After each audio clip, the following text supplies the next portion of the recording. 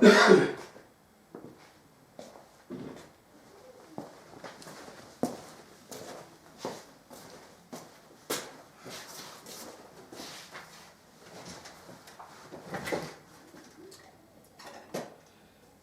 frères et sœurs, que le Seigneur vous bénisse, que le Seigneur vous garde.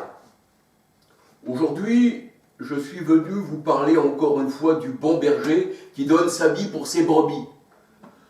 Le Seigneur dit, je donne ma vie afin que mes brebis aient la vie en abondance. Donner sa vie pour ses amis, le Seigneur dit qu'il n'y a pas plus grand amour. Et il a prouvé son amour en donnant sa vie pour ses brebis. Alléluia. Le Seigneur, il est le bon berger. Il est, tout en étant le bon berger, la parole de Dieu nous dit qu'il est aussi l'agneau, Jean 1, 29, qui ôte le péché du monde. Il fallait qu'il y ait un agneau qui donne sa vie pour que nos péchés soient ôtés. Alléluia. Et nous voyons que Jean-Baptiste, dans Jean 1, 29, il a présenté cet agneau qui ôte le péché à Israël. Alléluia. Mais le Seigneur, quand il parle d'Israël, eh bien, il parle aussi, eh bien, de ses enfants dispersés qu'il a réunis en un seul corps. Alléluia. C'est-à-dire l'Église. 1 Corinthiens 12, versets 12 à 27.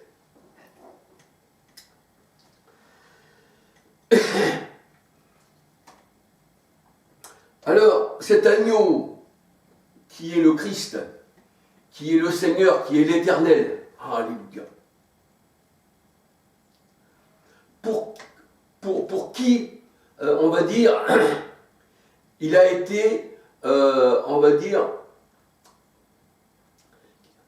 comment je pourrais expliquer ça? Nous voyons que Abraham, il emmène son fils Isaac, parce que l'Éternel dit, tu dis à Abraham, tu me donneras ton fils premier-né, tu le donneras en holocauste.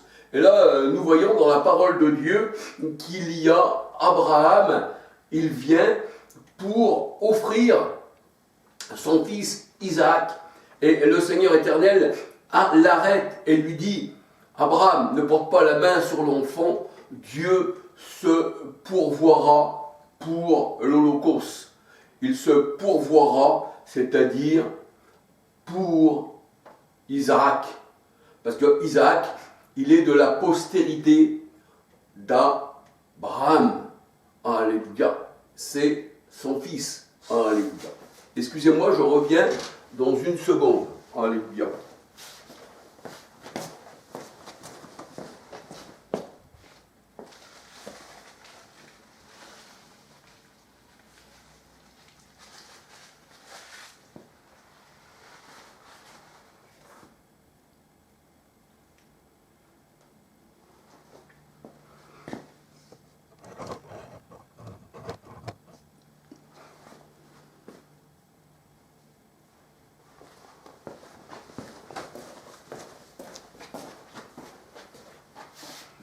Voilà, excusez-moi pour ce contretemps.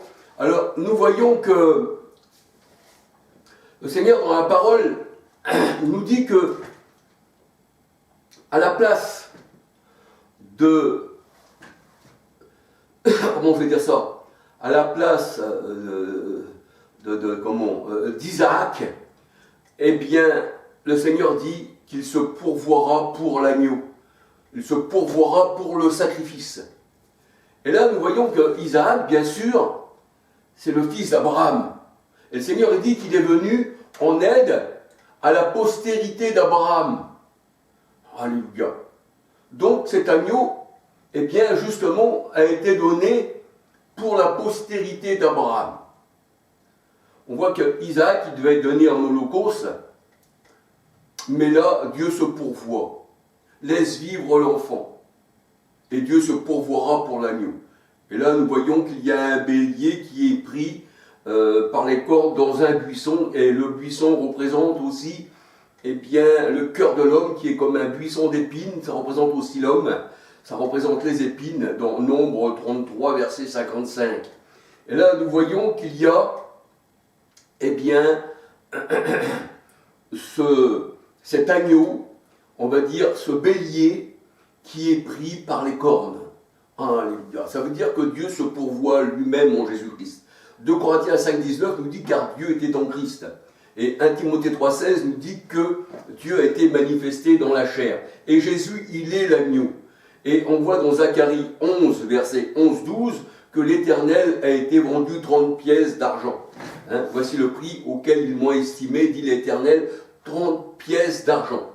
Donc, le Seigneur, c'est l'esprit de Corinthiens 3,17, et dans Matthieu 1,23, il est aussi Emmanuel, Dieu avec nous. C'est lui qui s'est pourvu lui-même pour cet agneau, parce qu'il est l'agneau qui ôte le péché de ses élus, de la postérité, je vais dire, d'Abraham. Alléluia.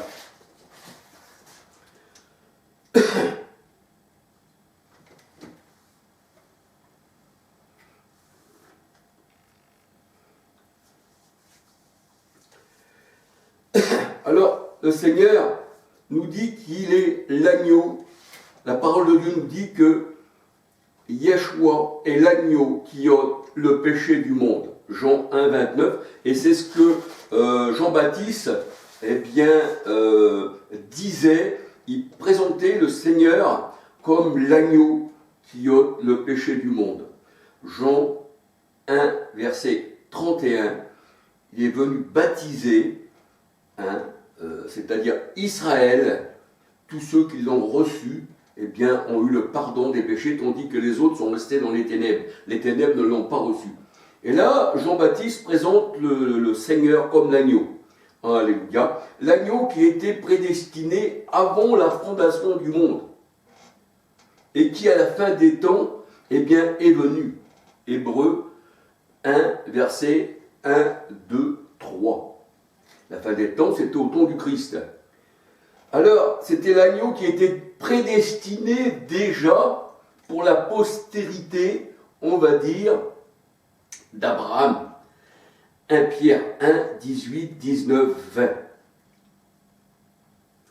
Alors, il est vrai que nous voyons que Dieu demande à Abraham d'offrir son fils unique. Son fils unique. Et le fils unique, c'est aussi Israël, c'est Jacob. Jacob, mon fils unique, laisse aller mon peuple Israël, mon fils unique. On peut dire que le peuple est considéré comme un fils unique, bien qu'il soit plusieurs. Alléluia. Et là, le Seigneur demande à Abraham d'offrir son fils unique, Isaac, en holocauste. Alléluia. Et Isaac, parlant à Abraham, son père, et son père lui répondit, « Me voici mon fils. » Alors Isaac dit à son père Abraham, « Voici il y a le feu et le bois. » Voici il y a le feu et le bois. Parce que le feu et le bois, il faut faire attention aussi, parce que dans la parole de Dieu, Jérémie 5,14 nous dit que le feu, c'est la parole, mes paroles dans ta bouche seront du feu, et le bois, c'est le peuple. Tout ça, c'est spirituel, en fait. Voilà, alors, voici le feu et le bois, Jérémie 5,14. Mais où est l'agneau pour l'holocauste? Il y a le feu et le bois. Mais où est l'agneau pour l'holocauste? Alléluia. Abraham répondit, « Mon fils, Dieu se pourvoira pour l'holocauste. » Abraham, en levant les yeux, vit un bélier qui était pris par les cornes dans un buisson. On peut dire que le bélier aussi, n'est pas un agneau. On peut dire c'est le père aussi de l'agneau. Alléluia. Le père de l'agneau. Abraham alla prendre le bélier et l'offrit en holocauste. Donc on dit que Dieu se donne lui-même en holocauste. Pour nous-mêmes. Alléluia. Et l'agneau a été destiné à la race d'Abraham, a été destiné à Israël, à Jacob. Jacob, Israël, Abraham que Dieu a choisi, qu'il appelle ses élus qu'il aime. Alléluia. Abraham, mon élu que j'aime, alléluia, race de Jacob, race d'Abraham. Ésaïe 41, versets 8, 9, 10, 11, 12, 13, 14, 15. Alors on peut lire aussi le psaume 107, versets 6, 7, 8, 9, 10, 14, 26, 43. Et quand Moïse, au mont Sinaï, eh bien, là où il se fit la rencontre avec l'Éternel, l'Éternel dit à Moïse, « Je suis le Dieu d'Abraham, d'Isaac et de Jacob. » C'est-à-dire, il vient à la postérité d'Abraham, d'Isaac et de Jacob. Le Seigneur n'a pas dit, voici, je suis le Dieu des débauchés, je suis le Dieu du monde, je suis le Dieu, on va dire, de tout ce qui est religieux. Non. Le Seigneur, il dit qu'il est l'Éternel, le Dieu d'Abraham, d'Isaac et de Jacob. Exode 3, verset 2, 4, 5, 6. Exode 3, 2, 4, 5, 6. Alléluia. C'est à la postérité d'Abraham qu'il vient en aide.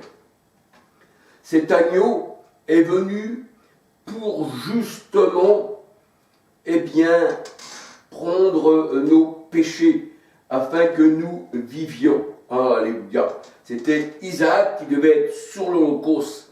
Mais là, nous voyons que Dieu dit, eh bien, Dieu pourvoira pour l'agneau. C'est pour ça qu'il est dit à la montagne de l'Éternel, eh bien Dieu a pourvu. Alléluia. La montagne de l'Éternel, Hébreux 12, versets 18 à 24, eh bien, c'est pour son épouse. Alléluia. Apocalypse 21, versets 1, 9, 10. Alléluia. Apocalypse 21, versets 1, 2, 9, 10. Alors le Seigneur, il vient en aide à la postérité d'Abraham. Hébreux 2, 14, 15, 16, 17, 18.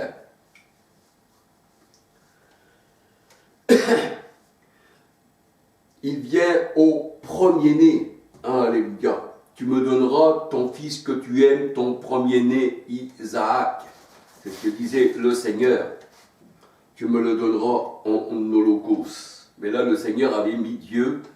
Là, le Seigneur avait mis Abraham à l'épreuve. Exode 4, 22. Alléluia.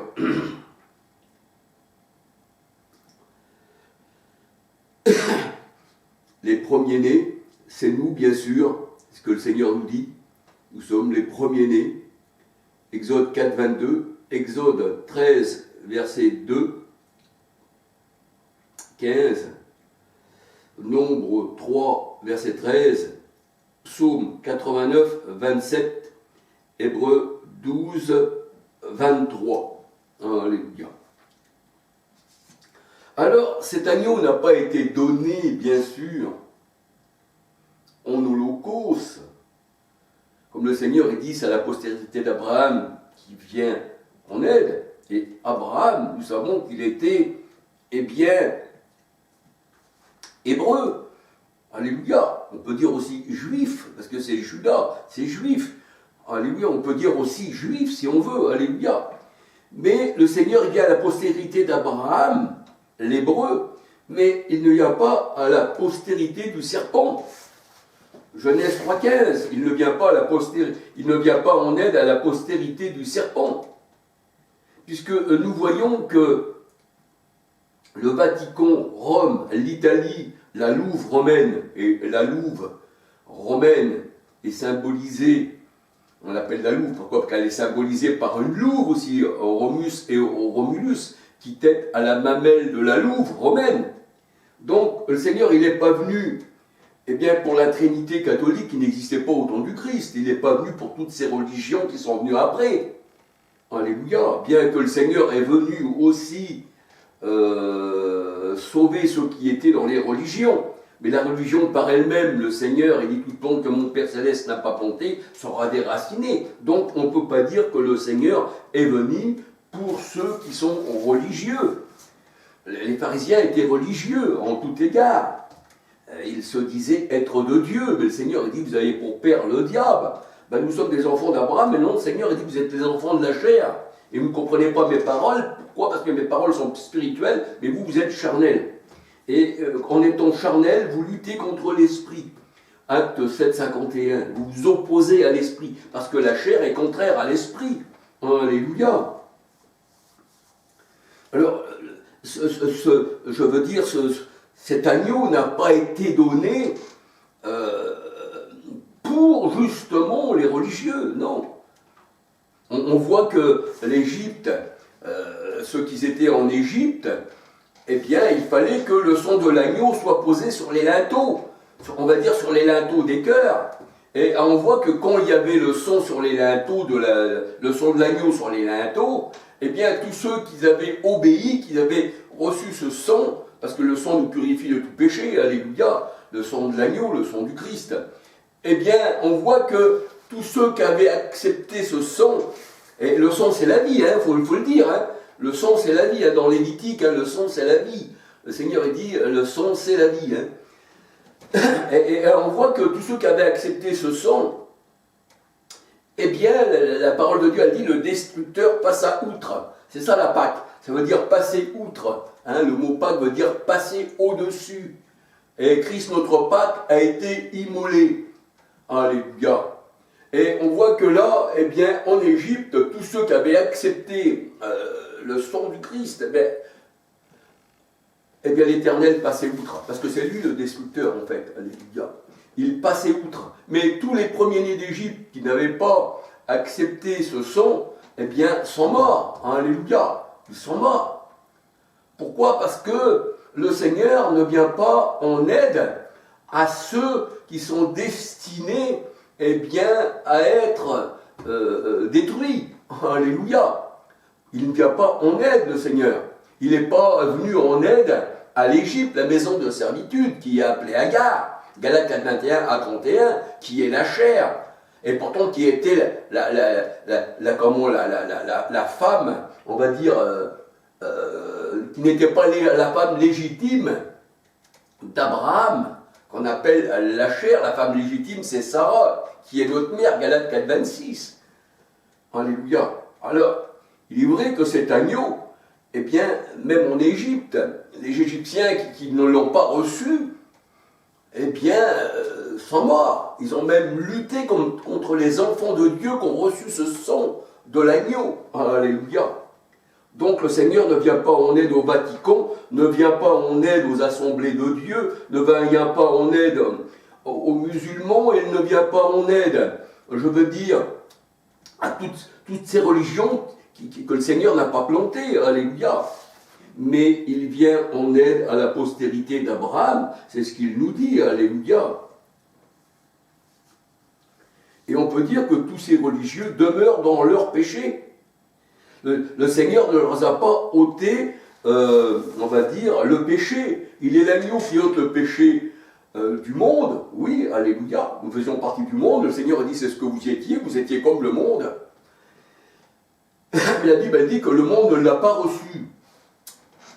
Mais on peut dire aussi que cet agneau, eh bien, qui ôte le péché, eh bien, il a enlevé le péché qui était dans notre cœur, parce que tout vient du cœur, dans Marc 7, versets 14 à 23. Tout vient du cœur. Les mauvaises pensées sortent du cœur, les adultères, tout ça, ça vient de l'homme. Ça ne vient pas du dehors, mais ça vient de son cœur. C'est pour ça qu'il faut réformer, il faut circoncire son cœur. Alléluia.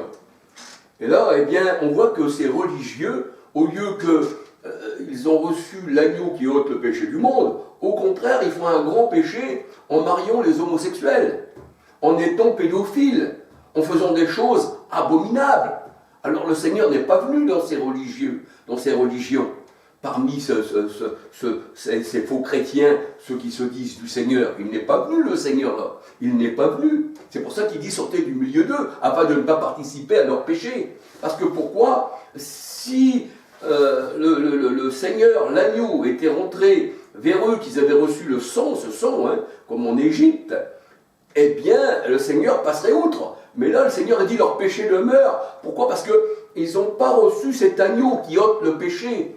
Il est venu simplement à la postérité d'Abraham, mais il n'est pas venu au pape. Il n'est pas venu qu'on appelle Papa, Vatican, qui est un État dans un État, les banques du Vatican, les guerres du Vatican, les massacres. Il n'est pas venu là, le Seigneur. Si, il est venu aussi parmi ces gens-là, comme Paul était parmi les pharisiens, qui persécutaient l'Église, et quand il est sorti, les écailles sont tombées de ses yeux. Et là, qui es-tu, Seigneur? Je suis Jésus que tu persécutes.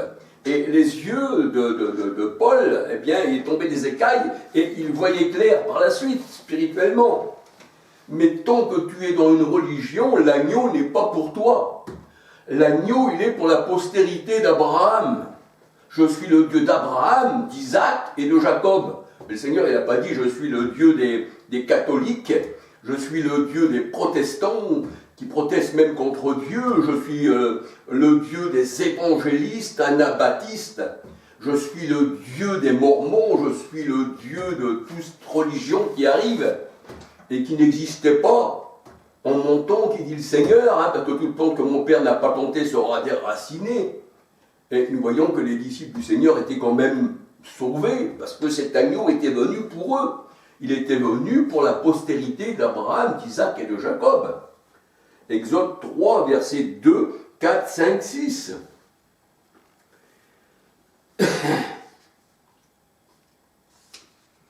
Alors l'agneau a été présenté par Jean-Baptiste au peuple d'Israël, Jean 1, 31, Luc 1, 80.